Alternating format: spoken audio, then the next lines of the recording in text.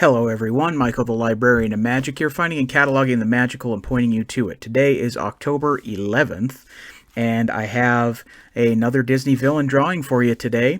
This one was one I kind of dug around for a little bit just to switch things up and try to go a little bit deeper for a character, and I'm pretty happy with the way it turned out. I will get straight to the drawing here.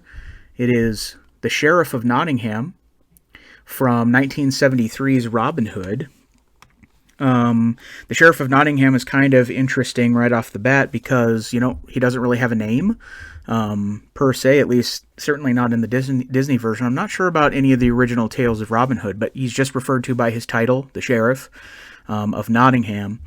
And this version of the Sheriff, they were originally going to make him like a goat or something like that, but they decided to make him a wolf because of the conniving nature of wolves and everything like that.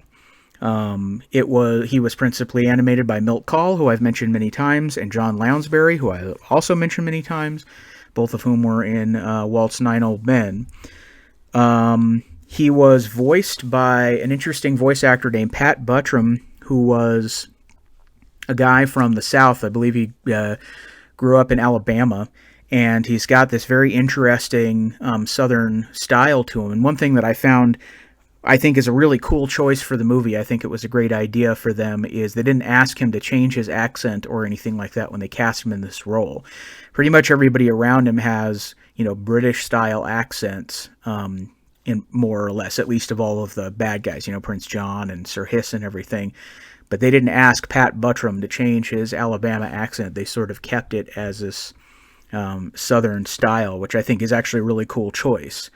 So he came up sort of doing a lot of Western stuff. He was a sidekick to Roy Rogers for quite a while, and then he paired up with Gene Autry for a lot of stuff. He was partnered with Gene Autry on more than 40 different films with Gene and 100 episodes of the Gene Autry Show.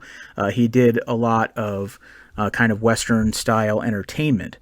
With Disney, he was involved in more than just Robin Hood being the Sheriff of Nottingham. He was also Napoleon in the Aristocats. He was the voice of Luke the Swamp Mouse in The Rescuers.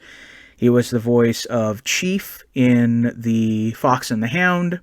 And one of my favorite roles that I discovered he was the voice of the Possum Park MC in a Goofy movie, which that Possum Park scene is like my favorite scene in the entire movie. So really cool to discover that he was involved in that as well. Another interesting little bit role, aside from the many, many credits that Pat Buttram had, he was featured in sort of a very bit role as one of the old-timers in Back to the Future 3 in the saloon scene. So another Back to the Future connection with some of these voice actors. As I had mentioned, the Back to the Future connection in the Sir Kay video last, this one also does in Back to the Future 3 with Pat Buttram. So it was really cool that they invited him to be in a small little role on that film as well.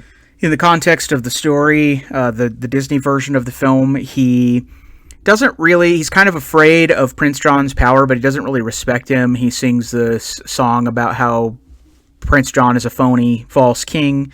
Mostly he just delights in collecting taxes. As you can see in the drawing, this is him busting through the door, being super happy to come and collect all of these poor people's taxes. And this is the same scene where he collects coins right out of Otto the dog's cast, Otto being one of the characters I had mentioned in an earlier video that he was voiced by J. Pat O'Malley.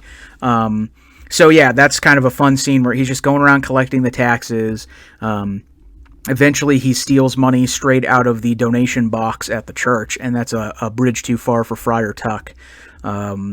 And so, yeah, he's just kind of going around ticking everybody off with his tax collecting. In the end, he ends up doing hard labor on the royal rock pile once King Richard comes back from the Crusades, and he's there with John and Hiss cracking the rocks.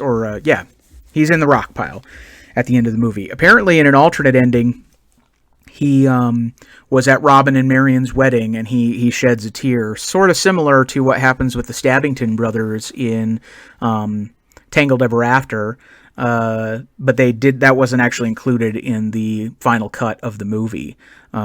So that was sort of an alternate idea. And there were some other alternate ideas too. They were going to have this subplot that eventually got cut where the Sheriff of Nottingham and Prince John were conspiring together to write these fake love letters to Maid Marian and try to entice Robin Hood and Marian into falling into one of their traps. But that also was eventually dropped from the film.